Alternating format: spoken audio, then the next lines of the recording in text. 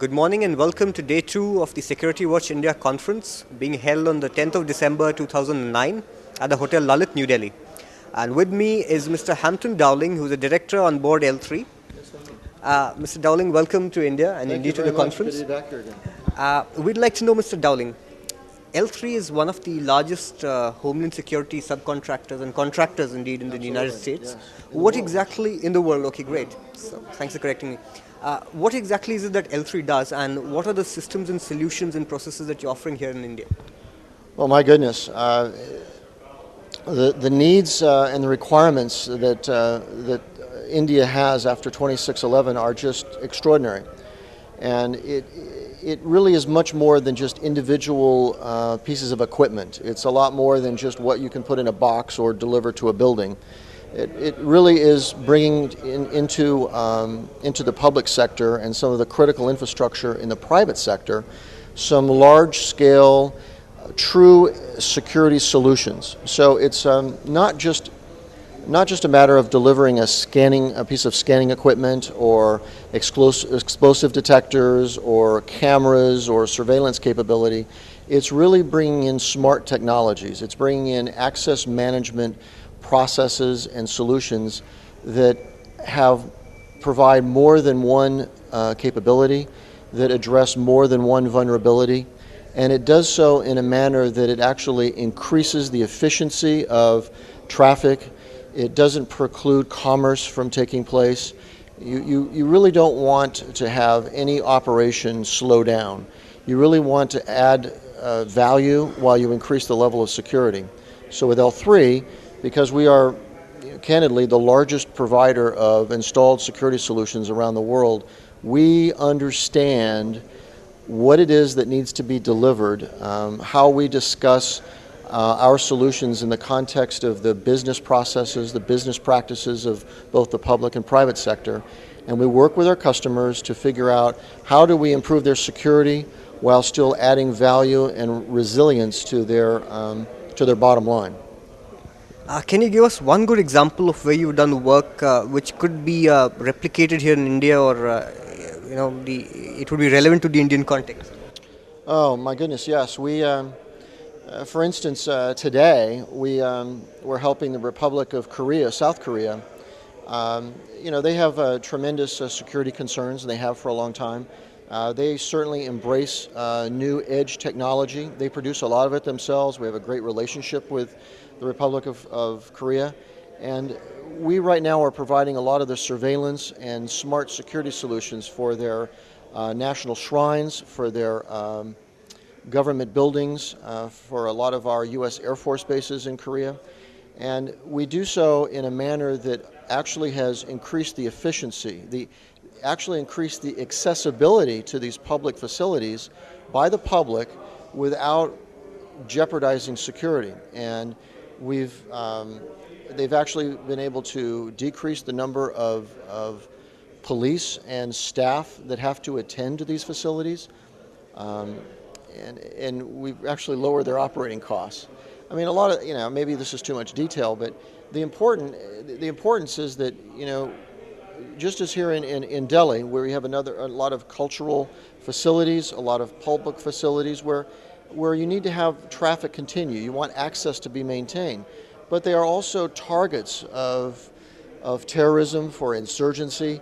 So how do you balance the need for security with public access, maintaining revenue?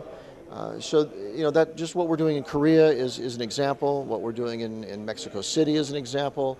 What we're doing across airports in the United States. There aren't many places in the world you will not find L3 security solutions not part of their ability to do things better. How about Area 51? Are you providing security there? Where? I'm sorry, I didn't hear you. Area 51? Area 51. I really can't talk too much, but we're around, yes. So Area 51, the Secret Service, and other super secret installations in the U.S. Well, we provide a lot of security solutions for the Department of Justice, for the Federal Bureau of Investigation. We're the 4th largest industry partner for the U.S. Department of Homeland Security. A lot of foreign intelligence services use our smart technologies and services. not so much for trying to go after the bad guy as it is to protect critical access, manage information in a smarter, more secure manner. The public sector has a duty to protect commercial proprietary information, to use it wisely, and we are part of that process around the world. So, and interestingly enough, we also manage the world's largest commercial law enforcement academy, and it's in Jordan. So we are providing a lot of products and services around the world in that area. You've been a commander in the U.S. Navy. Yes. Right? A little while ago. I'm getting a little older now. Right. But if we could, because Independent Power Producers Association of India, which is one of the associating partners for this event, focus on the energy security of India. We'd like to know, and given the fact that you were in the U.S. Navy, how does a Navy project its power to ensure that supply lines of oil or gas or natural resources from around the world are unaffected by piracy, number one, that's the number one threat, and by other hostile nations who seek to create trouble sometime or the other? Well, it's more than just a concern of a naval force.